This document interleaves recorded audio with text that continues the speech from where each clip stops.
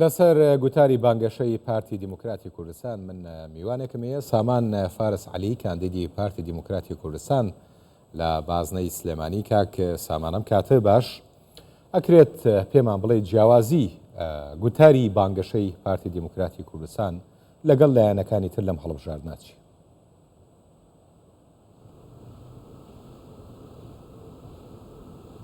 بەڵێ زۆر سپاس کاکامان سواز بۆم دەرفەتە بەداخەوە ئەوەی کە لە چەند ڕۆژی ڕابردووە لە کاتی بانگەشەی هەڵبژاردنەکانە بینیمان بەشێکی زۆری لایەنەکان دروشمەکانیان یان ڕووخاندن بوو یان بەداخەوە دوو بەرەو جەنگە چین نەک بەرەو هەڵبژاردن. تەنیا پارتی دیموکراتی کوردستان ئامانجی داهاتووی هەرێمی کوردستانە دروشمەکانی واقعبینانە بۆ هەرێمی کوردستان هەم ئاوەدانی هەم ئارامی بۆ خەڵکی کوردستان. بەداخەوە بەشێک لە سەرکردەکانی هەندێک لایەن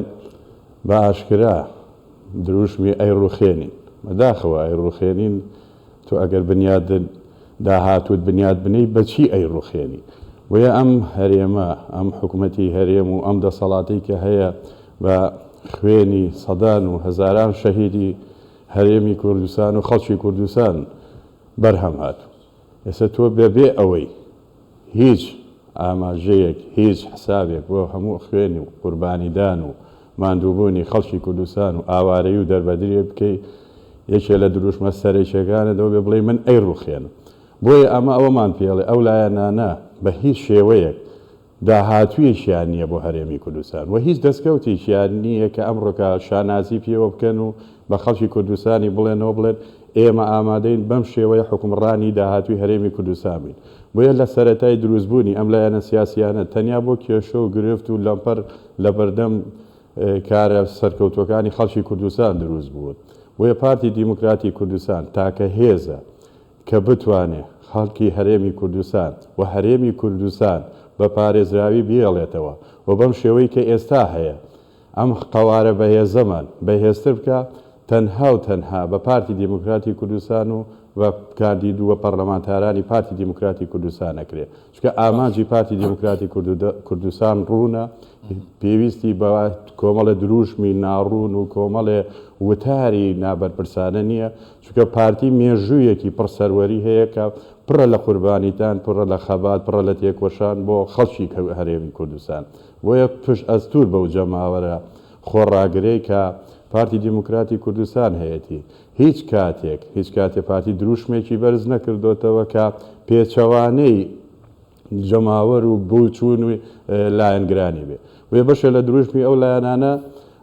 لایەنگرانی خۆشیان باوەڕیان پێ ناکەن، چونکە لە ڕابردووان نەیانتوانێت بە کردار بیسەلمێنن کە ینی لەگەڵ خودی حیزبەکانی خۆشیانە ناگونجێت لەگەڵ لایەنگرانی خۆشیانە ناگونجێت. کاکە ئەمەر یعنی تۆ مەسەلەن لایەنێکی وەکو یەکێتی نیشتیمانی کوردستان لە سەرەتای دروستبوونیەوە دەستەواژەی یان دروشمی مافی شارەی خۆنووسینیان هەڵکردووە، کەچی هەر لە ئێستا ئەگەر سێریکەی زۆربەی بەرپرسەکانیان ڕەخنە لە ڕیفراندۆمەگرن. ئەی باشە تۆ لە ساڵانی هەفتاکان ئەم حیزبە دروست کردووە دەیان ڕۆڵی ئەم نیشتیمانت کردوێتە قوربانی لە پێناو دروشمێک کەوتوتە مافی چارەی خۆنووسی. ماقولە دەیان ئەو دوای ئەوە دەیان ساڵ خۆت باوەڕت بە مافی چارەی خۆنووسین نەبێ و ئەمان دەیان دروشمیتر کە ئێستا خۆیان باوەڕیان پێی نییە، خۆیان کە لە سەردەمانێک کە شۆڕشیان پێکردووە لە سەردەمانێک ڕۆڵەی ئەم نیشتیمانیان پێداوە بە قوربانی ئێستا بۆ خۆیان باوەڕیان پێی نییە و بە دەستکەوتیشی نازانن. باشە لێرە پرسیارێکترم بۆ دروست بوو پێی وانە لە ماوەی 32 ساڵی ڕابردووی حکومڕانیە یەکێتی بەشدار بووە لە حکومڕانی لە هەرێمی کوردستانە. ئێستاش دیسانەوە ئەو دروشمانەی کە هەڵیان گرتووە ڕوخێنین یا تێکێ دەین یا چوزانم هەر جۆرە دروشمێکە پێچەوانەی ئەو ڕابردووی خۆیان نییە کە پێشتر لە ناو حکوومەتە بوون و دەسەڵات بوون کەچی ئێستا وەکو ئۆپۆزیسیۆن ینی تەسەڕوفەکە. بەتاکید کاکە ئەمەر یعنی لایەنی بەبەرناو بوو یعنی یەکێتی نیشتیمانی کوردستان لە سەرەتای دروستبوونی ئەم هەرێمە 32 ساڵە حکومڕانێکی مطلقی بە تایبەتی ئەم منتیقەی سلێمانی و زۆنی سەوز بووە کە پێشتر پێیانەوە زۆنی سەوز و ئێستا زۆنی ملەوەنە. ئەم زۆنە بە باش و بە خراپیەوە لە 100 لە بەرپرسیارەتەکەی لە ئەسۆی یەکێتی نیشتیمانیە بەڵامگە سێری وتارەکانیان کەی سێری وتاری سەرکردەکانیان کەی وا وێنایەکەن ئەڵی معارزە بوون و چەند ساڵە لە دەسەڵاتان نەبوون کە بەداخەوە ئەمە ئیستیواژێتێکی زۆر نامەنتیقیە لایەنێک کە بیەوێت دەرانی خۆی یان لایەنگرانی خۆی یان هاوڵاتیانی خۆی ئەوەنە بە کەم سێر بکە وابزانن ئەو ماوەی ڕابردوو لەبیر چوەتەوە یان خەڵک خوێندنەوەی بۆ ناک ئەنی ماکوولە لایەنێکی سیاسی 32 ساڵ حکومڕانی زۆنێک بێ یان منتیقەیە یەک ناوچەیەک بێت ئێستا سەرجەم کەم و کوڕیەکانی بخاتە ئەستۆی لایەنێکی کەکە بەڕێوەبەری قوتابخانەیەکی نییە لەو زۆنە پارێزگاری سلێمانی لە پارێزگارەکەی لە چ لایەنێکە سقایم قام و مدیر ناحیە و زۆربەی بەڕێوەبەرە گشتیەکان لە چ لایەنێکن ئایا داهاتی شاری سلێمانی داهاتی مەرزەکان ئەچێتەوە خەزێنەی حکوومەتی هەرێم بە دڵنیاییەوە نەخێت بۆیە ئەمە و دەیان کێشە و گرفتی کە لە سنووری سلێمانیا هەیە ئەم لایەنانە بۆ ئەوەی پیان وایە لە ماوەیەشی کەما لە ماوەیەکی کورتوی بانگەشا بتوان خەڵکی پێ چاواشە بکەن و دەنگی پێکۆ بکەنەوە بەڵام دڵنیاتەکەم خەڵکی سلێمانی ئەم جارە بۆ خۆیان ئەوەیان لە بەرچاوە کە ئەم لایەنانە دەستیان پێەکەن بە شێوەیەک چۆن ئەڵێ ئەیان خڵەتێنن یان مەسەلەن لە بەرژەوەندی ئەوان بڕیار نادەن تەنیا لایەن کە بیەوێ شاری سلێمانی ئارام بێت بیەوێ دەستی خزمەتگوزاری بگەێنێتە تەواوی هەموو هەرێمی کوردستان بە شاری سلێمانیشەوە پارتی دیموکراتی کوردستانە بۆیە دڵنیان لە بیستیدا خەڵکی سلێمانی و دەوروبەری شاری سلێمانی قسەی خۆیانەکەن و دەنگی خۆشیانێن و سەرجەم ئەو لایەنانە سزادەن کە ماوەی 32 ساڵە حکومڕانی ئەم زۆنن و نەیان توانێ خزمەتی خەڵکەکەی خۆیانیشی بکەن بەداخەوەی کە ئەیبینین لە زۆنی سلێمانی و بە تایبەتی ئەم سنوورە خەڵک سزادراوە بە ئەنقەست یعنی مەوزوعەکە خۆ زۆر ئاشکرایە تەنیا لەبەرەوەی خەڵک ڕخنە لە حکوومەتی هەرێم بگرێت لە پێناوی ئەوەی کە پارتی دیموکراتی کوردستان تووشی شکست بەرمیان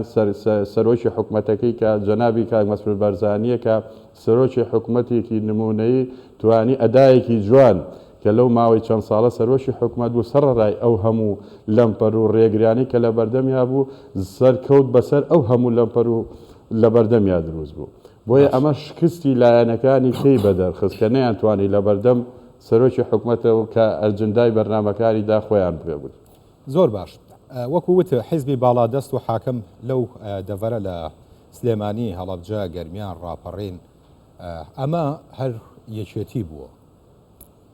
دروشمی ئەی ڕوخێنین لەو ناوچەیە بەرامبەر بە چییە یعنی کە خۆیان حاکمی و ناوچەیەن چییە ڕوخێن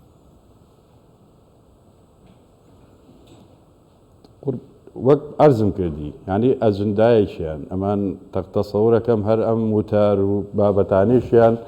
خەڵک لە دەروی هەرێمی کوردستان بۆی دانابن و مامۆستاکانیان لە دەروی هەرێمی کوردستان بێت چکەگەر تۆ لە واقعی هەرێمی کوردستان نابژیت هەرگیزە و دروشمە ناڵیتەوە لە کاتێکا خۆت باڵا دەستترین و دەسەڵاتی هەوێت لە زۆنێکا بژڵی ئەی ڕوخێنم من نازانم پرسیار لە سەرانی ئەو هێزە ئەەکەم کاڵێن ئەی ڕوخێنین لە کوێیەک لە چ دەستگایەک لە سنووری سلێمانیا ڕێگریان لێ کرابێت کە بیان ویست بێت یا خزمەتگوزاریە بکەن و پارتی نەیەشت بێت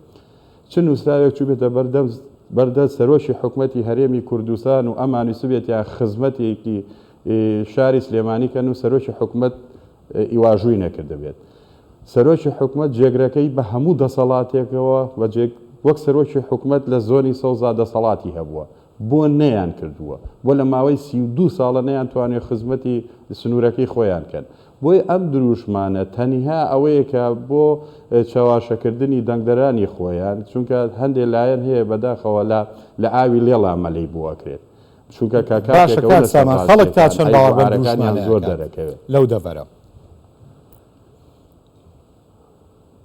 باوەڕکە خەڵک ڕاستیەکانی بۆ دەرکەوتووە بە هیچ شێوەیە باوە تەنانەت لایەنگرانی خۆشیان متمانیان پێ نەماوە لایەنگرانی خۆیان سەدان بڕەبیان دوێنە زۆمیان گلەی دەکەن یعنی تۆ قوربانی داوە تۆ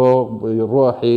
گەنجەکانی بەخشیوە تا ئەم هەرێمە دروست کردووە تا ئەم قەوارە دروست کرد ئێستا دەڵی دەی ڕوخێنم بەچی ئیتر متمانەیەکت بە هێزێک هەبێ بەس سەرۆکێک و سەرکردەیەک هەبێ کە بی دروشمەکەیەوە بێت